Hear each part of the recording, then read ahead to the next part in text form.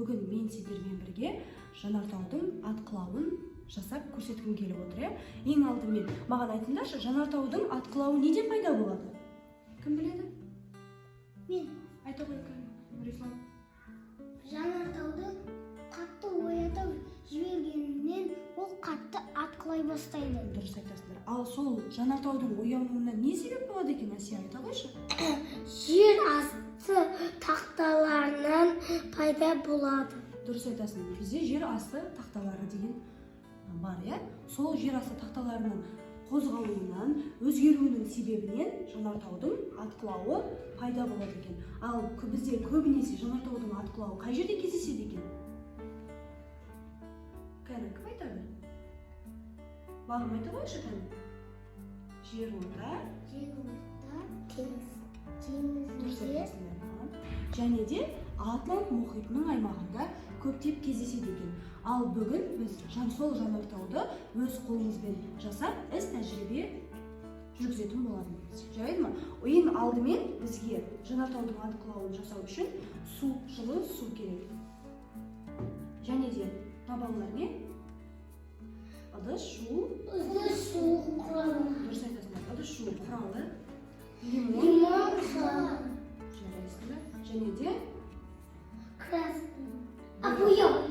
Бұл бояу бізде тағамдарда пайдаланатын бояу, барлығы бізге қауіпсіз, және де келесі бізде не?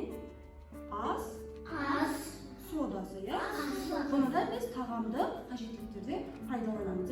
Бүгін біз осы заттарды пайдалану арқылы Жанартаудың атқылауын жасайтын боламыз. Ендеше барлығымыз өзіміз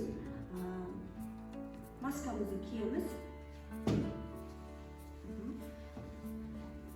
Енді ең басында бірінші біз суға өзіміздің қанеке алдарында ас содасы, ұлы шу құралы, тағамдық бояу және де су құйылған ыдыс бар.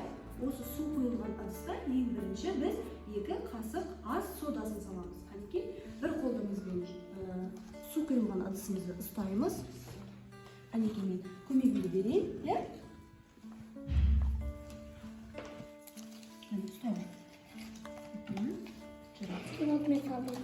Тағы да бір қасық салып, 2 қасық саламыз. 2 қасық. Толтырып 2 қасық ас содасын саламыз. Жанартауымыз жақсы, қатты атқылау үшін ас содасын көп мөлшерде салу қажет. Тағы салып. Асия салған жеткілікті. Тағы да бір қасық салу. Осындан саламыз екіде? Жоқ. Енді алдымызда тұрған осындай ағаш таяқшалармен ас содасымен суды араластырамыз. Континуға орналастыра қойып. Осылай жарайсың да араластырдым. Ал енді таяқшамызды шетке қойып қоямыз.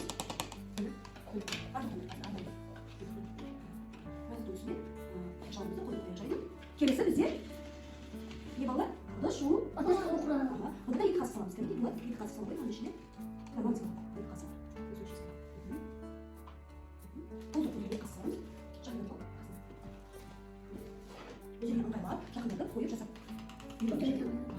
Тағы да сал, Асия. Қасықпен араластырмаймыз, таяқшалармен үлкен араластырған жайын көп мөлшерде қосамыз. Таяқшамен араластырып, Асия сал. Көмектесіп сенде шу құралы аз болып қалды. Сәл ғана қосуымыз қажет.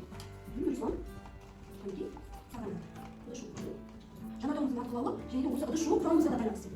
Бағым, жарайсың. Кішкене саған да 1 қасық ас содасын. Енді жақсылап қолымызда таяқшамен араластырамыз. Жарайсыңдар. Енді орнымыздан тұрып, таяқшаларды шетке қоямыз. Енді осы жасаған дүниемізді Жанартаудың ішіне осындай өзінің тесіктері тұр, осы жерге оқыплап қоямыз. Жарайды ма? Кезек қойып Асия қоямыз. Ішіне. Жарайсың. Толап келіп қойып. Ішіне. Жарайсың. Руслан. Бағым.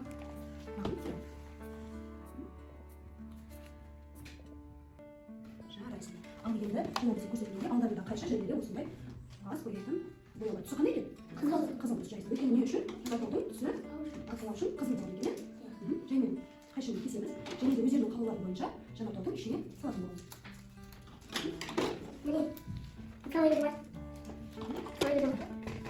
жанартаудың ішіне салатын боламыз. Жарайсыңдар. Атырасың сендер ашып.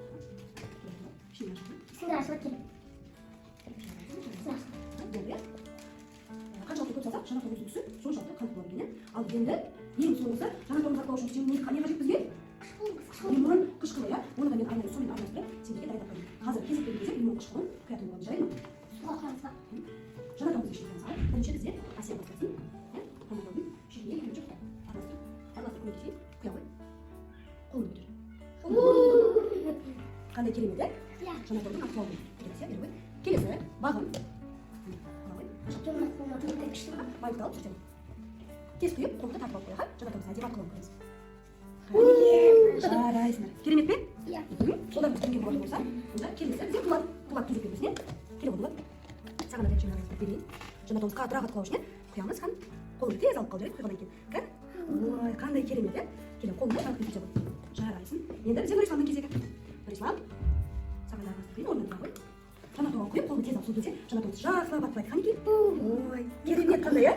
Көрдіңдер ме бала? Дәл осылай өмірде жанартау атқылаған кезде осындай құбылыстар пайда болады екен, иә? Қараңдаршы, барлықтарының әрқайсылары өздерінің қалаулары бойынша түрлі түсті бояғанды салдыңдар. Сол себепті біреулеріңдікі Нұрисламдікі түсі ашық жанартау, бағымдікі түсі қою, иә, күлгін түсті, және де Дулаттың жанартауы әр арқылы жүрген, иә? Қызыл түсті болды. Балалар, бүгінгі біздің зерттеуіміз сендерге ұнады ма? Иә. Бүгін біз сендермен жанартаудың қандай жағдайда, қандай кезде атқылайтынын өзіміздің іс тәжірибемізде жасап көрдік. Ұнады ма? Иә. Жарайсыздар балалар.